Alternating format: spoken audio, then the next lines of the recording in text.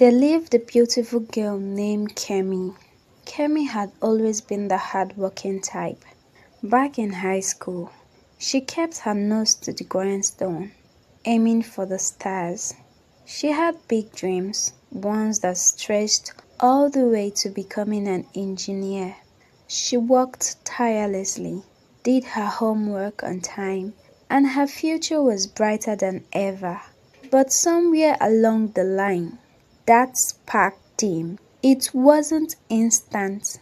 It wasn't a single moment where everything went off track. Instead, it was a slow burn. She started university in Abuja full of hope, but the allure of the city's nightlife began to pull her in. The late night parties, the expensive drinks, the attention from rich men. Kemi couldn't resist. The glamorous nights out were far more tempting than studying for exam. She wasn't just skipping classes, she was abandoning her dreams altogether. Her friends tried to warn her. Amina, her best friend since childhood, was one of the few who saw the shift. Kemi, this isn't you, Amina would say, trying to bring her back to the reality that Kemi had always strived for. But Kemi didn't listen. She was having fun, living in the moment, and wasn't about to stop for anyone. But what Kemi didn't realize was how much that fun was costing her. She started to live a double life. She would go to class when she felt like it, and the rest of her time was spent in Abuja's widest nightclubs, rubbing shoulders with men who had money and power.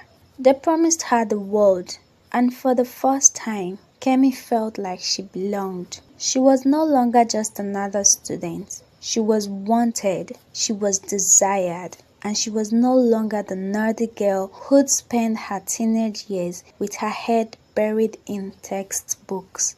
She was living for the rush, the parties, and the gifts. Money started flowing in from side gigs. Money she didn't even need to explain to her parents. She didn't care if they didn't ask her how she was getting it. What her parents didn't know and would never find out was that the money came from a place darker than they could ever imagine. It all started with a man named Chuka. Chuka was everything Kemi thought she wanted. He was rich, powerful, and smart in every way that made him impossible to resist.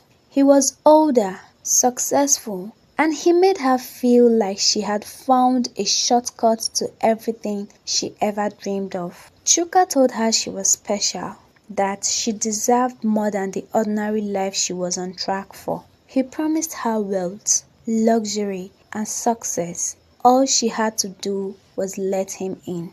But, like most things that seem too good to be true, Chuka wasn't who he said he was. It all went south one night. Kemi had gone out to yet another high-end club in the city, wearing a red-tie dress that clung to her like a second skin. She was feeling like a queen as Chuka whispered sweet words in her ear, promising her a life of riches if she just stayed close to him. And that night, she followed him home.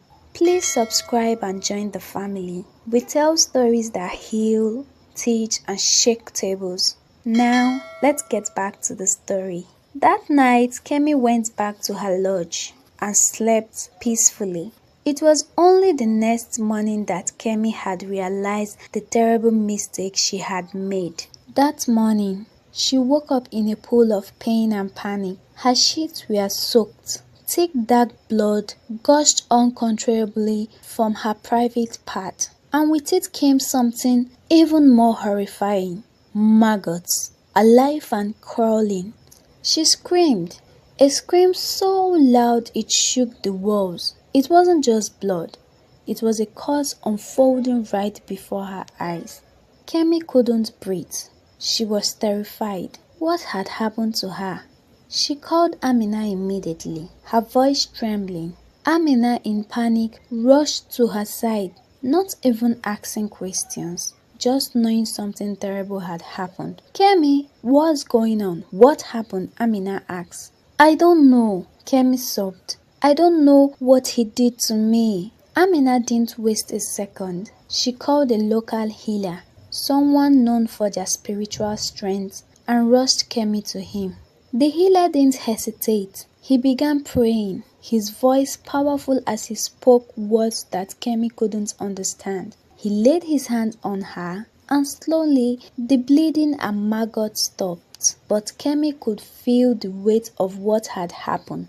She had been used in the most horrible way. She was almost used for ritual. When the ritualist who had targeted her, Chuka, was caught, the truth was revealed. He confessed that he had used her for a dark ritual, something far beyond the clubs, the alcohol, and the lies. Kemi felt violated, lost, and broken. She had never felt so empty. But there was hope. Amina never left her side. She stayed even when Kemi thought she didn't deserve it. She called on God, reminding Kemi that there was still a chance for redemption. Slowly but surely, Kemi began to see the light again. It wasn't just the physical wounds that Kemi had to heal from. It was the emotional scars, the betrayal of her own choices. The hardest part was knowing that she had let everything go for something so shallow, so fake. But Amina, through it all, stood beside her when others would have walked away. Amina stayed and made sure Kemi didn't fall through the cracks. And then Kemi realized something. She realized that true strength doesn't come from the things we chase, money, fame, approval, but from those who love us when we are at our worst. Kemi turned to God, asking for forgiveness and guidance. She joined church and started a new life. Kemi knew it wouldn't be easy. She had learned the hard way that life is fragile. But now she had the strength to rebuild herself bit by bit. Kemi learned that redemption wasn't about perfection. It was about surviving the storm and rising again. She shared her stories with others, warning them of the dangers lurking behind the glamorous life she had once craved. And as she did, she made a vow to herself. No more pretending, no more living for approval, no more chasing shadows. Her parents,